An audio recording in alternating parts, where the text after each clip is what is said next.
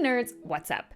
Today I wanted to talk a little bit about prequels, which is something I've been thinking about recently and honestly actually for a really long time, but I'm just getting around to talking about it today. Now, I think a lot of us have a healthy skepticism with all of the properties that are coming out with more and more content, whether or not they're prequels or not.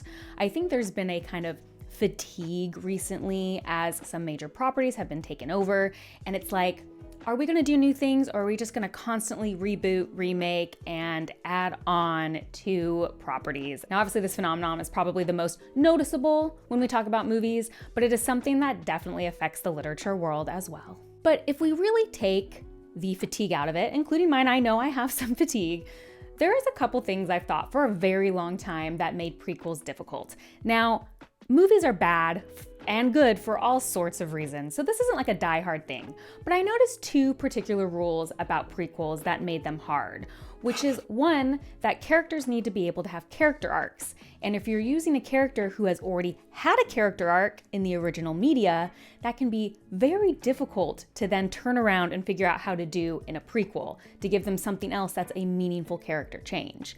And two, they often rely way too much on nostalgia or hype of things from the original property without really making the story emotional or interesting on its own merit. So even though that might be an oversimplification, today I'm going to convince you why I think I'm right, that those are two key elements to whether or not a prequel is successful or not, and we're going to talk about it after the jump.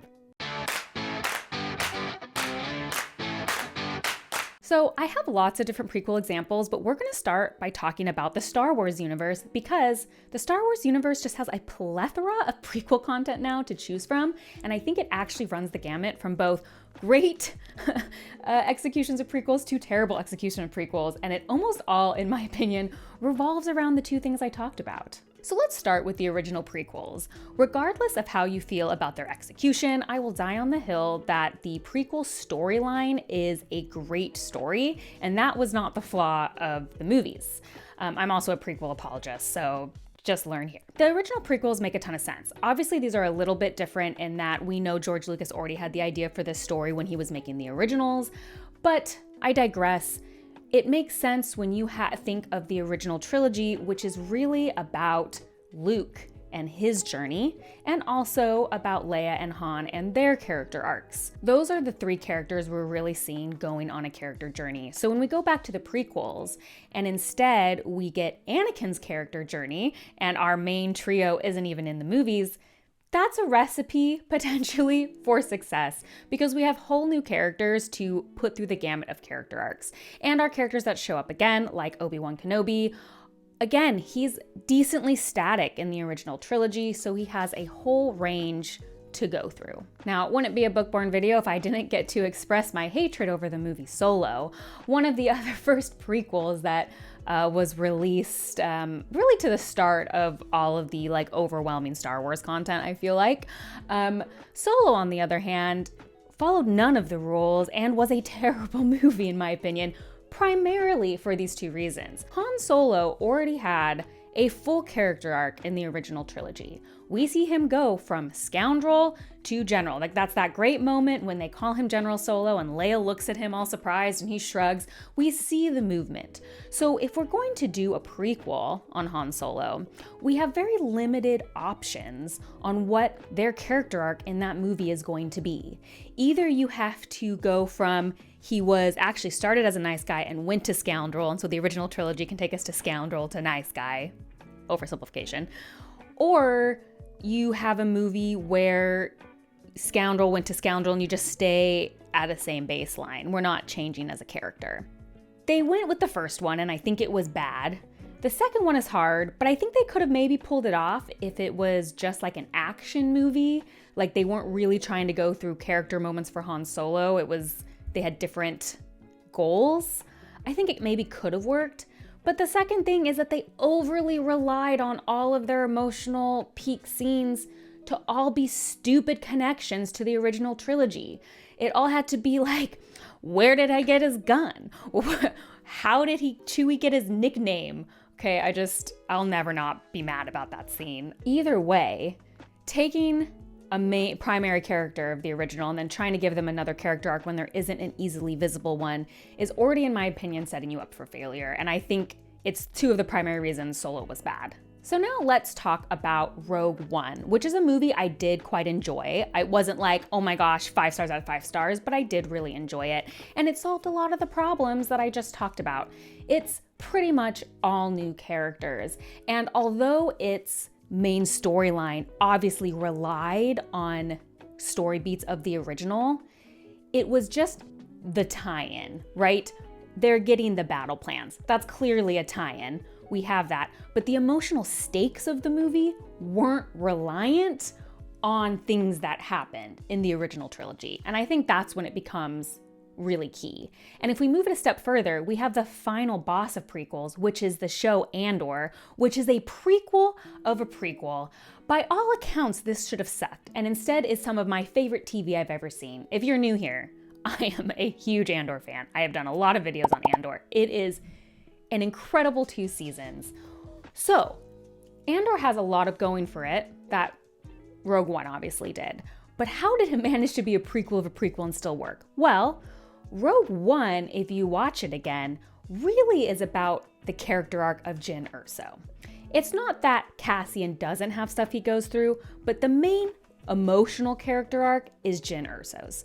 So again, we're not choosing the main character who already went through a character arc. We are choosing someone who still has a chance to change and grow, and going back and seeing how Cassian got there. Additionally, none of the character beats in Andor rely on known characters other than Mon Mothma, which again doesn't count because Mon Mothma is a very static character in all of the other film versions. I obviously know there's a lot of extended universe stuff with Mon Mothma, but when we're talking about what most people know, which is the movies, there's nothing in there that's gonna change anything.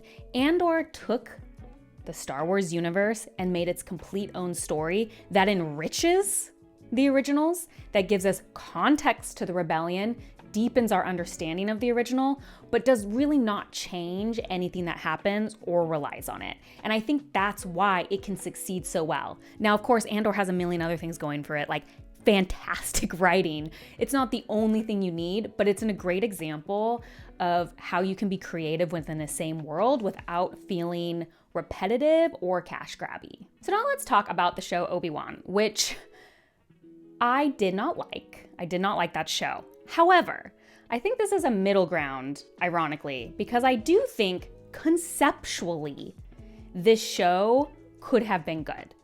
I think even though Obi-Wan Kenobi's in the original trilogy, who's a pretty static character in that case in terms of character growth, and he has a lot of character development and growth across the prequels, there is still a very clear character arc to be had of how we get from episode 3 to episode 4. There's enough of a time gap, there's enough of a distance, and enough happens that conceptually, with the right writer, I can see a clear character arc.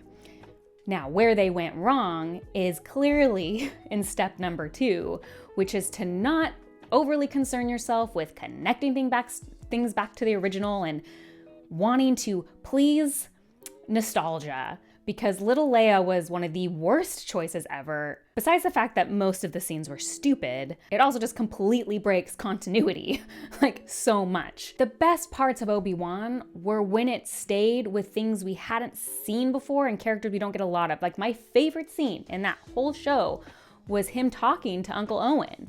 That exchange was so interesting, so emotionally charged, like thinking of the ways that Obi-Wan would want to protect Luke, but also like try to leave his life behind. We know that Luke knows who Obi-Wan Kenobi is, so a few interactions between them wouldn't break anything, so they could do that, ostensibly. It just seemed like the easiest way was to like, oh, let's make this cute and fun and people love Leia, so let's do it. Related to this is when you rely too much on that original content and original characters is you completely remove the death/life stakes. Like Obi-Wan did terrible at that. They kept trying to put tension in scenes about killing characters we know survive, which is so stupid. Then you have Andor, who does that really well because there's characters you know survive, and yet some of the scenes are so tense because they understand how to move the tension from life or death to how do we escape. That's the sign of a good writer, but it becomes easier when you don't fill your prequels with so many characters that have known outcomes, that stakes get completely removed unless you're a very deft writer. Now, these rules I do think easily apply to a lot of the book prequels that people generally really like. I can't believe it. I haven't read either of the Hunger Games prequels yet, which is crazy because I loved the Hunger Games. It's just one of those things I haven't gotten around to. I think because I'm not reading as much YA. I heard the newest one was amazing, Sunrise of the Reaping. But regardless, one followed President Snow and one followed Haymitch. Two characters who were, in Snow's case, static in terms of character arc in the original, so there's so much to do there. And then Haymitch, who definitely did have a character arc in the original trilogy, but clearly has a long history with plenty to do to get them to that point. I mean, in the Hunger Games, it talks about his character change to that point. So just illustrating it, it's very similar to the Anakin Skywalker situation, right? So it makes sense to me that on a premise, as long as they're written well, that those could work very well. I was also thinking of things like New Spring, which is a Wheel of Time prequel, which follows Moraine and Lan. Again, two characters who generally don't have the character arc focus, but are pretty static, so there's a lot to do there to get them to where they are. Of course, then I'm thinking of A Song of Ice and Fire with the elite prequels of Dunk and Egg, which, again, both of those rules followed, right? Where so many years previously we're not relying at all, even though it adds so much to the main series. And then, of course, Fire and Blood, which admittedly is a little different because it's like a history book, but it's technically still a prequel and it is fantastic. And again, doesn't rely on emotional stakes from the original series. The other media I thought of when I was thinking of TV shows, Better Call Saul, another great example of this. Breaking Bad was a fantastic TV show, and Better Call Saul took a very small character, so you were not relying at all on Breaking Bad, right? Better Call Saul was its own thing. As a side note, not that anyone cares, I only watched one season of Better Call Saul. Completely fantastic, but literally such a stressful show that I could not go on. I literally was so anxious during that show that despite how amazing it was, I couldn't go on. Honestly, I think any media that ignores what a character arc is going to be and relies too much on the source material to provide connection to the audience is going to be a problem. And I do think we see that in a couple of other examples, although I hesitated to use these examples because I think they're bad movies for a lot of reasons and not just the two I've mentioned, but I'll talk about them anyway. I did think of the Fantastic Beast franchise. Now look, no one thought the first Fantastic Beast movies was some pinnacle of cinema, okay? But it was enjoyable. It was a fun time. I left the theater happy. It was a good time.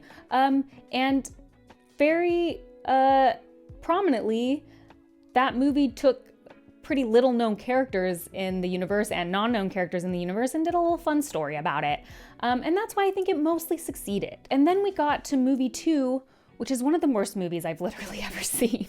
I mean, it totally bombed it, right? I don't know. They made a third one. I didn't see it. I don't think anyone did. And then they quit. I can't even believe they made one after movie 2. But movie 2 had a ton of problems. That's why I'm it's not just this. But we can't say that it wasn't not that, though, because having someone be a secret Dumbledore has got to be up there with one of the stupidest things I've ever seen in cinema, along with you're a Palpatine. Again, over trying to connect, why can't everyone just be their own thing? Why can't it just be its own story? Overtly connecting to the main series and breaking a bunch of things in the process is just always how those things go. And I did think a little bit of Rings of Power too, which they have totally different issues. Those aren't the best examples, but I think you see how they illustrate my point. Overall, there are many reasons why movies fail and many reasons why prequel fails, but I do always want to be when someone makes a prequel, whether written or on cinema, have you thought of the character arc? Do you know what you're going to say about this, or are you just wanting a beloved character back on screen? And I feel like that is a key question, and if you can answer it with no, there is a story to tell, you're on a better foot. I'd love to know what you generally think of prequels, some examples of prequels you love or hate, other things you think make them fail, if you agree with me or not, yeah, just let me know. That's just kind of one of my random musings. As always, if you like these kind of random deep dives into media, please like and subscribe. That's the best way to support me. And if you want to see what I'm currently reading as well as other nerdy rants, you can check me out on Instagram at bookborn.reviews. I'll see you next time.